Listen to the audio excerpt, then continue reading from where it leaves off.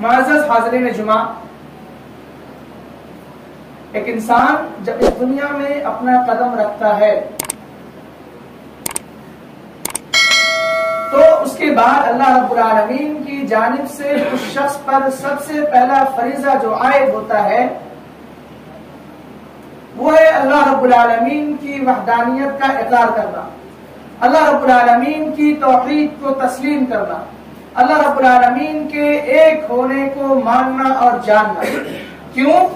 کیونکہ کوئی بھی شخص اس بات کا یقین، اس بات کا عقیدہ اور اس بات کا اعتقاد رکھے بغیر مسلمان کا جو دائرہ ہے اس میں داخل نہیں ہو سکتا، مسلمان ہونے کا جو دعویٰ ہے وہ پورا نہیں ہو سکتا، اسلام کا جو سرکل ہے اس میں وہ انٹری نہیں کر سکتا، اور اسی طرح جب اس بات کا اعتقاد نہیں رکھ سکتا تو ایسے شخص کے لیے جنت بھی نہیں ہے اور ایسے شخص کو جہنم دعوت دے رہی ہے۔ حاضرین، یہی وہ وجوہات ہیں جن کی بنیاد پر جتنے بھی انبیاء اکرام دنیا کے اندر بھیجے گئے، سبوں کی سب سے پہلی ڈیوٹی جو تھی، سب سے پہلا کام جو تھا، سب سے پہلا مشورہ جو تھا وہ یہی تھا کہ اللہ کے بندوں کو بندوں کی بندگی سے نکال کر اللہ رب العالمین کی بندگی کی طرف بلانا، ان کے دل و دماغ میں اس بات کا رسوخ پیدا کرنا، ان کے دل و دماغ میں اس بات کو اچھی طرح بٹھانا کہ اس کائنات میں اگر کوئی واحد عبادت کے لائق ہے تو وہ اللہ رب العالمین کی ذات ہے۔ اللہ رب العالمین نے قرآن مجید کے اندر کئی ایک مقامات پر ارشاد فرمایا، جن میں سے ایک جگہ کی تلاوت آپ کے سامنے کی گئی۔ اللہ رب العالمین نے فرمایا وَلَقَدْ بَعَثْنَا فِي كُلِّ أُمَّةٍ رَسُولًا أَنِ اعْبُدُوا اللَّهَ وَاجْتَنِبُوا الطَّاغُوتَ۔ ہم نے ہر امت میں اس پیغام کے ساتھ ایک رسول بھیجا کہ تم سب کے سب ایک اللہ کی عبادت کرو اور طاغوت کی بندگی سے بچو۔ طاغوت کیا ہے؟ اللہ رب العالمین کے علاوہ جتنی بھی چیزوں کی عبادتیں کی جاتی ہیں، اللہ رب العالمین کے علاوہ جس بھی چیز کو منصف مانا جاتا ہے، فیصل مانا جاتا ہے، جج مانا جاتا ہے، وہ تمام چیزیں طاغوت کہلاتی ہیں، خواہ اس کا تعلق شجر سے ہو، حجر سے ہو، کھڑے سے ہو یا پڑے سے ہو۔ جن بھی چیزوں کی اللہ رب العالمین کے علاوہ عبادت کی جاتی ہے وہ تمام چیزیں طاغوت کی فہرست میں شامل ہیں۔ اللہ رب العالمین نے ایک اور مقام پر ارشاد فرمایا وَمَا أَرْسَلْنَا مِن قَبْلِكَ مِن رَّسُولٍ إِلَّا نُوحِي إِلَيْهِ أَنَّهُ لَا إِلَٰهَ إِلَّا أَنَا فَاعْبُدُونِ۔ ہم نے اے نبی صلی اللہ علیہ وسلم آپ سے پہلے جس بھی رسول کو دنیا کے اندر بھیجا ان کو ہم نے اسی بات کی وحی کی کہ میرے علاوہ کوئی معبود برحق نہیں، لہذا تم سب کے ساتھ میری عبادت کرو۔ اسی نہج، اسی راستے اور اسی طریقے کو اختیار کرتے ہوئے حضرت معاذ بن جبل رضی اللہ تعالیٰ عنہ کو جب اللہ کے رسول صلی اللہ علیہ وسلم نے یمن کی طرف گورنر بنا کر بھیجا تو انہیں بہت ساری ہدایات کی، بہت ساری باتوں کا حکم دیا، بہت ساری رہنمائیاں کی۔ ان میں سب سے پہلی رہنمائی جو تھی وہ یہی تھی کہ اِنَّكَ تَأْتِي قَوْمًا مِّنْ أَهْلِ الْكِتَابِ، آپ ایک ایسی قوم کے پاس جا رہے ہیں جنہیں اللہ رب العالمین نے کتاب سے نوازا تھا، یعنی یہود و نصارہ کے پاس آپ جا رہے ہیں۔ فَلْيَكُنْ أَوَّلُ مَا تَدْعُوهُمْ إِلَيْهِ شَهَادَةُ أَن لَّا إِلَٰهَ إِلَّا اللَّهُ، لہذا آپ انہیں سب سے پہلے جس چیز کی دعوت دیں گے، آپ ان کے کانوں میں جس چیز کے تعلق سے سب سے پہلے بات ڈالیں گے وہ اس بات کی گواہی کی طرف کہ اللہ کے علاوہ کوئی معبود برحق نہیں اور میں یعنی محمد صلی اللہ علیہ وسلم اللہ کا رسول ہوں۔ حاضرین کرام، توحید کی فضیلت کیا ہے؟ توحید کے پر عمل کرنا یا توحید پر ایمان لانے سے ہم کیا کیا فضائل حاصل ہوں گے، آئیے اللہ کے رسول صلی اللہ علیہ وسلم کی احادیث کو سنتے چلتے ہیں۔ عثمان رضی اللہ تعالیٰ عنہ راوی حدیث ہے، وہ کہتے ہیں کہ اللہ کے رسول صلی اللہ علیہ وسلم نے فرمایا من مات وهو يعلم انه لا اله الا الله دخل الجنہ، جو شخص اس حال میں مرا کہ اللہ رب العالمین کے ایک ہونے کو جانتا تھا، اللہ رب العالمین کے علاوہ تمام معبودان باطلہ کا انکار کرنے کو جانتا تھا، ایسا شخص جنت میں داخل ہوگا۔ ایک اور مقام پر اللہ کے رسول نے فرمایا، حضرت جابر بن عبداللہ رضی اللہ تعالیٰ عنہ راوی حدیث ہے، وہ کہتے ہیں ما من مسلم يموت وهو لا يشرك بالله شيئا دخل الجنہ ومن يشرك بالله شيئا دخل النار، کہ جو شخص اس حال میں مرا، جو مسلمان اس حال میں مرا کہ وہ شرک کی گندگی، شرک کی غلاظت اور شرک کا جو پولوشن ہے خود کو ان چیزوں سے بچائے رکھا تو ایسا شخص جنت میں داخل ہوگا، اور جو شخص اس کے برعکس شرک کی حالت میں مرا ایسا شخص جہنم میں داخل ہوگا۔ حاضرین کرام، مزید فضیلت جاننے کے لیے اللہ کے رسول کی ایک اور حدیث سنتے چلیے۔ اللہ کے رسول صلی اللہ علیہ وسلم نے فرمایا، ابو ہریرہ رضی اللہ تعالیٰ عنہ راوی حدیث ہے، وہ کہتے ہیں کہ اللہ کے رسول صلی اللہ علیہ وسلم کا ارشاد گرامی ہے، اسعد الناس بشفاعتی یوم القیامہ من قال لا الہ الا اللہ خالصا من قبل نفسی۔ اللہ کے رسول نے اس حدیث کے اندر اس بات کی سرٹیفکیٹ دی ہے کہ جو شخص خالص دل سے اللہ رب العالمین کے معبود برحق ہونے کا یقین رکھتا ہے، ایسے لوگوں کی سفارش میں کروں گا۔ میری سفارش کی نیک بختی ایسے لوگوں کو حاصل ہوگی جو اس بات کا اعتقاد رکھتا تھا، جو اس بات کا یقین رکھتا تھا، اس بات کو اپنے دل و دماغ میں اچھی طرح بٹھائے ہوئے تھا کہ اللہ کے علاوہ کوئی معبود برحق نہیں۔ حاضرین کرام، یہی تک نہیں، آگے بھی سنیے، اللہ کے رسول نے ایک اور جگہ فرمایا ہے، عبداللہ بن عباس رضی اللہ تعالیٰ عنہ راوی حدیث ہے، وہ کہتے ہیں کہ رسول نے فرمایا، ما من مسلم یموت، کہ جو مسلمان مر جاتا ہے، وَيَقُومُ عَلَى جَنَازَتِهِ 40 رَجُلًا، اور اس مردہ شخص کی صلاۃ جنازہ میں 40 ایسے افراد شریک ہوتے ہیں، لا یشرکون باللہ شیئا، جنہوں نے اللہ کے ساتھ کسی کو شریک نہیں ٹھہرایا ہو، الا شفعهم اللہ فیہ، مگر ایسے لوگوں کی سفارش اس مردہ شخص کے حق میں قبول کی جاتی ہے۔ یعنی آپ لاکھ دعائیں کریں، اگر آپ مشرک ہیں تو آپ کی دعا اللہ رب العالمین کسی کے حق میں یا خود آپ کی ذات کے حق میں قبول نہیں کر سکتا ہے۔ لہذا اگر کوئی شخص مر جاتا ہے، اس پر صلاۃ جنازہ پڑھنے والے افراد وہ ہوتے ہیں جو خالص موحد ہیں، خالص اپنے آپ کو شرک کی غلظت سے پاک کیے ہوئے ہیں، ایسے لوگوں کی سفارش اللہ رب العالمین اس مردہ شخص کے حق میں قبول فرماتا ہے۔ حاضرین، ان تمام باتوں سے آپ کے سامنے توحید پر ایمان لانے، توحید پر یقین رکھنے اور توحید کے ساتھ اپنا عقیدہ جوڑنے کی کیا فضیلت اور کیا اہمیت ہے آشکارا ہوئی اور واضح ہو گئی۔ آئیے اب جانتے ہیں کہ توحید جس کے بارے میں اب تک باتیں ہوئی وہ کیا ہے۔ علامہ جرجانی رحمہ اللہ نے توحید کی تعریف کرتے ہوئے فرمایا، التوحید ثلاثۃ اشیاء، معرفۃ اللہ بالربوبیہ والاقرار بالوحدانیہ ونفی الانداد من جملہ، یعنی اللہ رب العالمین کو بطور رب پہچاننا، اللہ رب العالمین کے ایک ہونے کا اقرار کرنا، اور اللہ رب العالمین کے ساتھ جتنی بھی چیزوں کی پرستش کی جاتی ہے، جتنی بھی چیزوں کو اللہ کے ساتھ شریک ٹھہرایا جاتا ہے، ان تمام چیزوں کا بیک وقت انکار کرنا، اس کا نام توحید ہے۔ علامہ محمد بن عبد الوہاب رحمہ اللہ بہت بڑے مجدد ہیں، انہوں نے تعریف کی ہے افراد اللہ بالعبادہ، عبادات کے اندر اللہ رب العالمین کو واحد گرداننا، یہ توحید ہے۔ علامہ ناصر عمر رحمہ اللہ نے توحید کی تعریف کچھ یوں فرمائی، التوحید ہوا افراد اللہ بحقوقہ، کہ اللہ رب العالمین کے جو حقوق ہیں خالص اللہ کے ساتھ ان حقوق کو ماننا، یہ توحید ہے۔ وَهُوَ لِلَّهِ ثَلَاثَةُ حقوق، اور اللہ رب العالمین کے 3 حقوق ہیں، حقوق ملک، حقوق و عبادت و حقوق و اسماء و صفات، یعنی ملکیت کا حق، ساری کائنات کا مالک اللہ رب العالمین ہے۔ حقوق العبادت، عبادات کی جتنی بھی قسمیں ہیں ان تمام عبادتوں کا واحد مستحق اللہ رب العالمین ہے۔ حقوق و اسماء و صفات، اللہ رب العالمین کے جو نام ہیں، اللہ رب العالمین کی جو صفات ہیں، اللہ رب العالمین کی جو وشیشتائیں اور خوبیاں ہیں، ان ناموں اور خوبیوں کا واحد اگر کوئی حقدار ہے تو اللہ رب العالمین۔ حاضرین کرام، اب آئیے ہم جانتے ہیں کہ توحید کا کلمہ ہم جو پڑھتے ہیں لا الہ الا اللہ، اس کا کیا معنی ہے۔ کلمہ توحید 2 حصوں سے مرکب ہے، 2 حصوں سے جڑا ہوا ہے۔ ایک کا تعلق تمام معبودان باطلہ کے انکار یعنی لا الہ الا اللہ سے ہے، اور دوسرے کا تعلق الا اللہ جو ہم پڑھتے ہیں یعنی اللہ رب العالمین کے معبود برحق ہونے کو ثابت کرنا، اللہ رب العالمین کے معبود برحق ہونے کو ماننا، یہ توحید ہے۔ اور اسی کلمے کو ہم پڑھتے ہیں، اس کلمے کے پڑھنے کے بعد ہمارے دل میں کیسا معنی آنا چاہیے، اس چیز کا تذکرہ اللہ رب العالمین نے قرآن مجید میں فرمایا، اننی انا اللہ لا الہ الا انا، کہ میں ہی اللہ ہوں، میرے علاوہ کوئی معبود برحق نہیں۔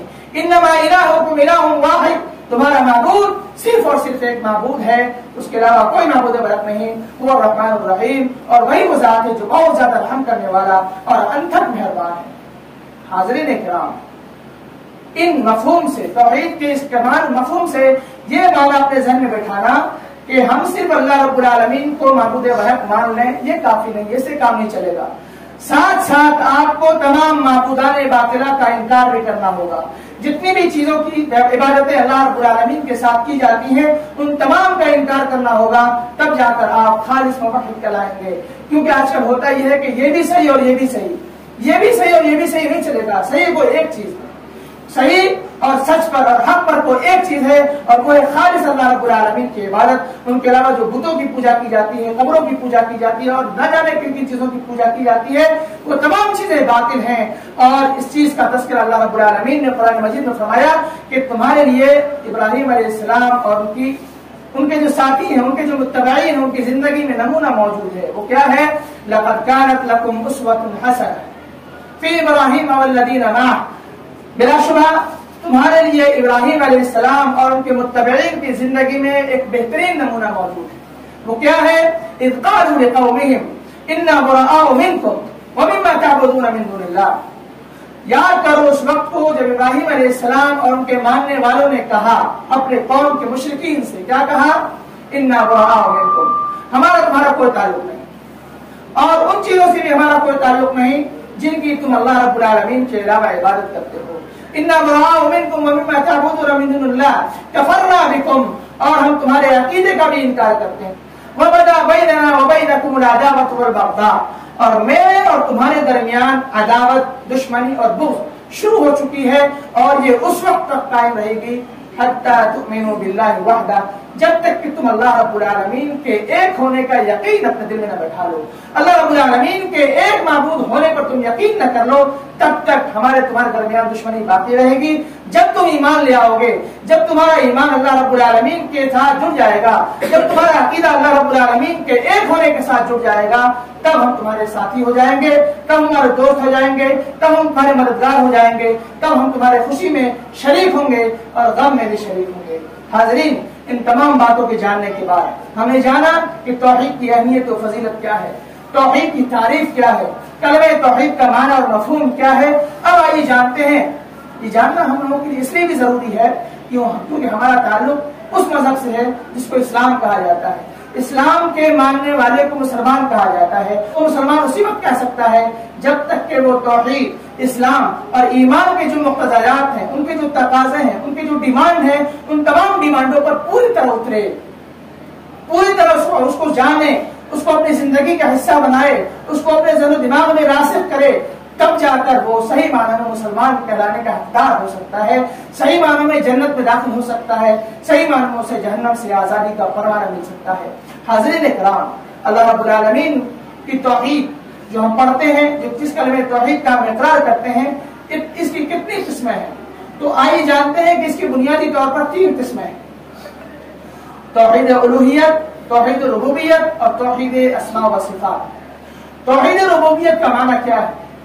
توحید ربوبیت کا معنی ہے کہ دنیا کے اندر جتنی بھی ایکٹیویٹیز ہوتی ہیں، جتنے بھی افعال انجام پاتے ہیں، جتنے بھی دنیا کے اندر انسانیت ہو، جانور ہو، حیوان ہو، چرند ہو، پرند ہو، ان کا جو وجود ہوتا ہے، کائنات میں جو ٹھنڈی اور گرمی، برسات، خزاں، بہار کا موسم جو آتا ہے، یہ تمام ساری چیزیں دنیا کے اندر تبدیلیاں اور جو بھی چیزیں دنیا کے اندر وجود پاتی ہیں، یہ تمام چیزوں کا کنٹرول اللہ رب العالمین کے ہاتھ میں۔ اور یہی وہ توحید ہے، یہی وہ عقیدہ ہے، یہی وہ توحید کی قسم ہے جس پر کفار مکہ کا بھی یقین تھا۔ کفار مکہ بھی ان چیزوں کو مانتے تھے اور تسلیم کرتے تھے، لیکن افسوس کی بات ہے کہ مسلمان کہلانے والے بعض افراد اللہ رب العالمین کے علاوہ باباؤں کو بھی اولاد کا داتا مانتے ہیں، قبروں کو بھی قبروں کے تعلق سے بھی اس بات کا یقین رکھتے ہیں کہ وہ بھی ہمیں اولاد دے سکتی ہے، تبھی تو جا کر وہاں سجدہ ریز ہوتے ہیں، تبھی جا کر وہاں سینہ گوئی کرتے ہیں، تبھی جا کر وہاں دعائیں مانتے ہیں، منتیں مانتے ہیں، نظر و نیاز مانتے ہیں۔ حاضرین اکرام، اللہ رب العالمین نے قرآن مجید میں فرمایا، اے نبی صلی اللہ علیہ وسلم، آپ کفار مکہ سے پوچھیے، قل من یرزقکم من السماء والارض، اے نبی صلی اللہ علیہ وسلم آپ پوچھیے کہ آسمانوں اور زمینوں سے تمہیں روزی کون دیتا ہے؟ قل من یرزقکم من السماء والارض امن یملک السمع والابصار، کون ہے جو تمہاری کانوں اور آنکھوں کا مالک ہے؟ ومن یخرج الحی من المیت ویخرج المیت من الحی، کون ہے جو زندوں سے مردوں کو اور مردوں سے زندوں کو نکالتا ہے؟ ومن یدبر الامر، اور کون ہے جو کائنات کی تدبیر کرتا ہے؟ فسیقولون اللہ، کفار مکہ کیا پڑھیں گے کہ اللہ رب العالمین کی ذات ہے۔ حاضرین، ان چیزوں کا عقیدہ کفار مکہ رکھتے تھے جس کا اعلان اللہ رب العالمین نے قرآن مجید میں کیا ہے۔ پھر اللہ رب العالمین نے کہا کہ ان سے کہیے افلا تتقون، جب تم ان چیزوں کو مانتے ہو، ان چیزوں کے تعلق سے تمہارا یقین جڑا ہوا ہے، تو پھر تم اللہ رب العالمین سے ڈرتے کیوں نہیں؟ تمہارے دل میں اللہ رب العالمین کی خشیت کیوں پیدا نہیں ہوتی؟ تمہارے دل میں اللہ رب العالمین کا ڈر کیوں نہیں گھر کرتا؟ حاضرین کرام، اللہ رب العالمین نے ایک اور جگہ فرمایا قل لمن الارض ومن فيها ان كنتم تعلمون، زمین اور زمین کے اندر جو چیزیں ہیں ان چیزوں کا مالک کون ہے؟ قل لمن الارض ومن فيها ان كنتم تعلمون سيقولون لله، اگر تم جانتے ہو تو بتاؤ۔ قریب کفار مکہ کہیں گے اللہ رب العالمین کی ذات ہے۔ آپ کہیے افلا تذکرون، نصیحت کیوں نہیں حاصل کرتے؟ قل من رب السماوات السبع ورب العرش العظیم، کون ہے جو ساتوں آسمانوں اور عرش عظیم کا رب ہے؟ کفار مکہ کہیں گے اللہ رب العالمین کی ذات ہے۔ آپ کہیے کہ تم اللہ رب العالمین سے ڈرتے کیوں نہیں؟ افلا تتقون، اللہ رب العالمین کی خشیت تمہارے دلوں میں کیوں پیدا نہیں ہوتی؟ اللہ رب العالمین کا تقوی تمہارے دلوں میں کیوں جاگزی نہیں ہوتا؟ حاضرین کرام، اللہ رب العالمین نے مزید فرمایا قل من بیدہ ملکوت کل شیء، کون ہے وہ ذات جس کے ہاتھ میں تمام چیزوں کی ملکیت ہے؟ اور وہ یجیر، وہی وہ ذات ہے جو پناہ دیتا ہے، اس کے علاوہ کوئی پناہ نہیں دینے والا۔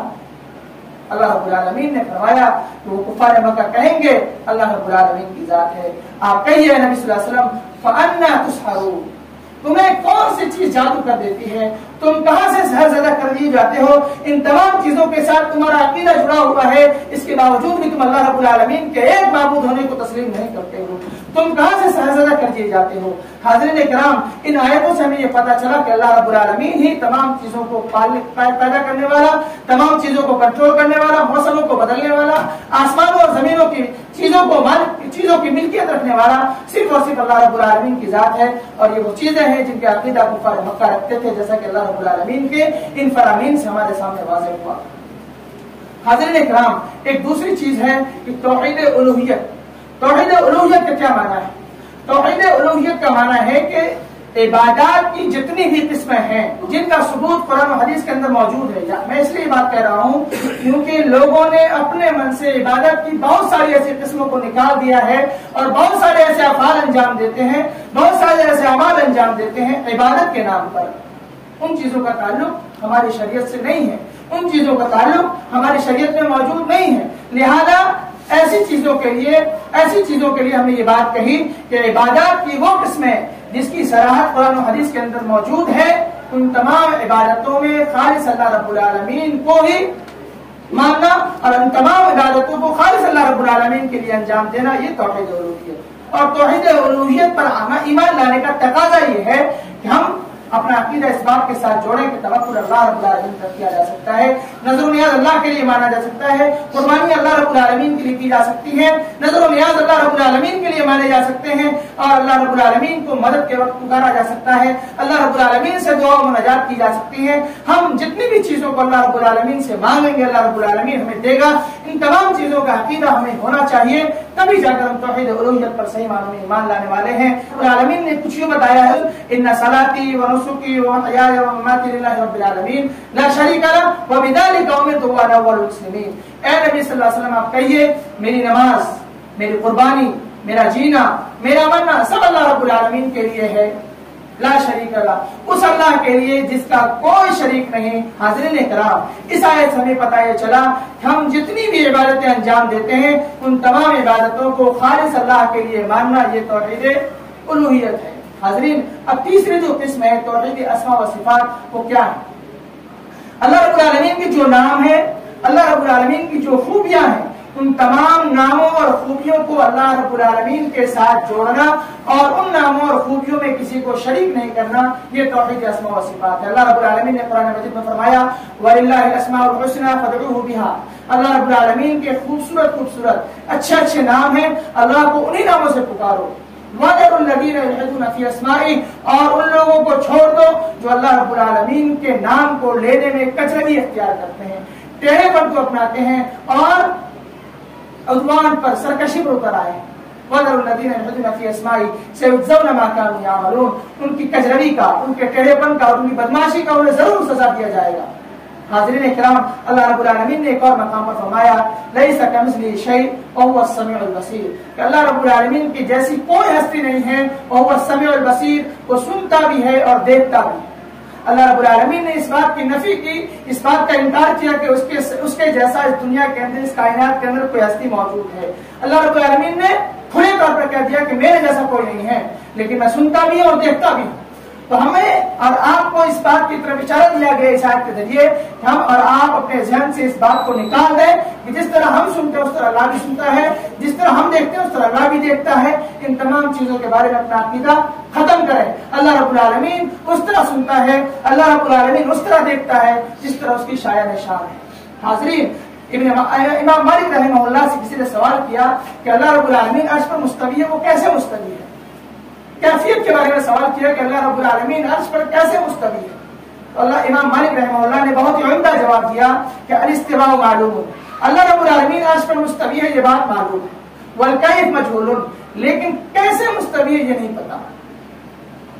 والایمان به واجب، لیکن اللہ رب العالمین کے استواء پر، اللہ رب العالمین عرش پر مستوی ہے، اس بات پر ایمان لانا ہر ایک ایمان والے کے لیے واجب ہے۔ والسؤال عنہ بدعۃ، لیکن اللہ رب العالمین کی صفات کے بارے میں سوال کرنا، اللہ رب العالمین کیسے سنتا ہے، اللہ رب العالمین کیسے پکڑتا ہے، اللہ رب العالمین کیسے دیکھتا ہے، اللہ رب العالمین کیسے چلتا ہے، ان تمام سوالوں کا کرنا یہ بدعت ہے۔ امام مالک رحمہ اللہ نے اس بات کو ذکر کیا ہے۔ لہذا ہم سبوں کے لیے یہ بات واضح اور عیاں ہو گئی کہ توحید کیا ہے، توحید کی اہمیت و فضیلت کیا ہے، توحید کی قسمیں کیا ہیں اور ان قسموں کی تفصیل کیا ہے۔ اللہ رب العالمین سے دعا کریں کہ اللہ رب العالمین توحید کو اسی طرح ہمارے ذہن میں راسخ کرے جس طرح اللہ رب العالمین کی خواہش ہے، جس طرح اللہ رب العالمین ہمارے دلوں میں توحید کو دیکھنا چاہتا ہے، جس طرح ہمارے ذہن میں اللہ رب العالمین تو توحید کو دیکھنا چاہتا ہے۔ اللہ رب العالمین سے دعا گو ہوں تو بار الہی ہمیں کہنے سننے زیادہ عمل کی توفیق عطا فرمائے، جب تک دنیا میں زندہ رکھے، اسلام پر زندہ رکھے، جب ہمارا خاتمہ بالخیر ہو۔ اقول قولی ھذا استغفر اللہ لی ولکم ولسائر المسلمین فاستغفروہ انہ هو الغفور الرحیم۔